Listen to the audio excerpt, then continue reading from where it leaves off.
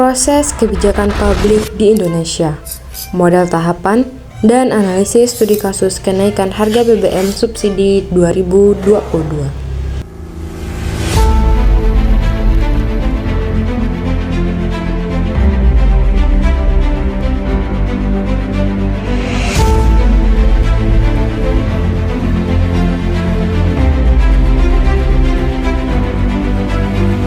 Proses kebijakan publik di Indonesia merupakan serangkaian tahapan sistematis yang dilakukan pemerintah untuk menangani berbagai permasalahan sosial, mulai dari identifikasi masalah, perumusan solusi, pelaksanaan, hingga evaluasi dampaknya terhadap masyarakat. Model yang paling sering digunakan adalah siklus 5 tahap yang dikemukakan oleh Harold Lasswell dan Thomas Dewey, yaitu agenda setting, formulasi, legitimasi, implementasi, dan evaluasi. Model ini memberikan kerangka kerja yang jelas untuk menganalisis bagaimana kebijakan dibuat dan dijalankan, khususnya di Indonesia, di mana dinamika politik, birokrasi, dan masyarakat sangat mempengaruhi efektivitas kebijakan yang dihasilkan. Agenda setting adalah tahap awal di mana isu-isu publik mulai diangkat dan menjadi prioritas kebijakan pemerintah. Di Indonesia pada tahun 2022, defisit subsidi BBM menjadi isu utama karena anggaran subsidi membengkak hingga 502,4 triliun akibat kenaikan harga minyak dunia dan konsumsi yang tidak tepat sasaran. Isu ini menjadi perhatian dari Badan Anggaran DPR dan masyarakat melalui media daring, sehingga cepat masuk ke agenda nasional. Menurut Sofura, agar agenda setting berjalan efektif, dibutuhkan analisis mendalam dan keterlibatan aktor politik maupun sosial. Selain itu, media sosial dan organisasi masyarakat sipil juga memegang peran penting dalam memperluas cakupan isu dan menekan pemerintah untuk bertindak. Tahap formulasi kebijakan adalah proses merancang solusi terbaik atas masalah yang dihadapi.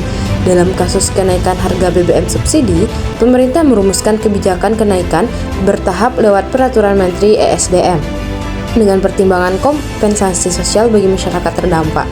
Namun, proses ini sering didominasi oleh elit politik dan birokrasi, sementara partisipasi publik masih terbatas, sehingga menimbulkan resistensi di masyarakat.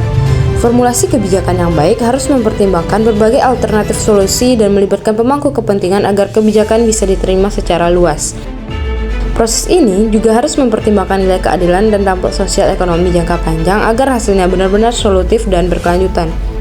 Legitimasi kebijakan dilakukan melalui persetujuan lembaga legislatif, yaitu DPR, yang menyarankan kenaikan bertahap dan memberikan legitimasi politik terhadap kebijakan tersebut. Meskipun proses ini memberikan keabsahan hukum, kurangnya keterlibatan masyarakat dalam diskusi dan pengambilan keputusan sering menimbulkan ketidakpuasan publik. Legitimasi kebijakan harus dibangun melalui proses demokratis yang inklusif agar kebijakan memiliki kekuatan politik dan hukum yang kuat. Keterlibatan publik dalam proses legislasi yang bisa meningkatkan transparansi dan akuntabilitas kebijakan serta mengurangi potensi konflik sosial di masa depan. Implementasi kebijakan adalah tahap yang paling krusial karena menentukan sejauh mana kebijakan bisa berjalan efektif di lapangan. Kebijakan kenaikan harga BBM subsidi dijalankan melalui Pertamina, namun menghadapi tantangan seperti antrian panjang, protes masyarakat, serta koordinasi yang kurang optimal antar lembaga. Pada buku Kebijakan Publik, Teori dan Praktik menegaskan bahwa kegagalan implementasi sering disebabkan oleh maladministrasi dan kurangnya kapasitas birokrasi. Menurut Al-Huda, implementasi kebijakan yang efektif membutuhkan koordinasi antar lembaga dan komunikasi yang transparan dengan masyarakat. Selain itu, perlu ada monitoring dan evaluasi berkelanjutan agar kendala bisa segera diatasi dan kebijakan tetap relevan dengan kondisi lapangan. Evaluasi adalah tahap terakhir dalam proses kebijakan publik di mana dampak kebijakan dinilai menentukan apakah perlu dilakukan revisi atau dihentikan.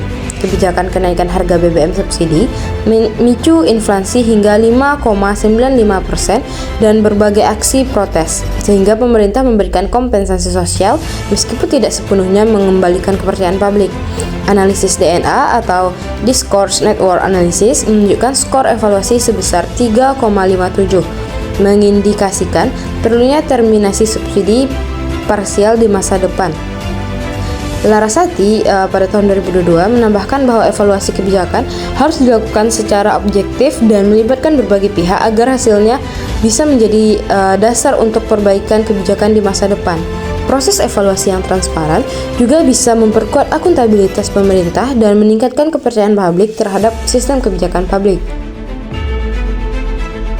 Proses kebijakan publik di Indonesia terus berkembang dengan mempertimbangkan berbagai faktor seperti dinamika politik, kapasitas birokrasi, dan partisipasi masyarakat.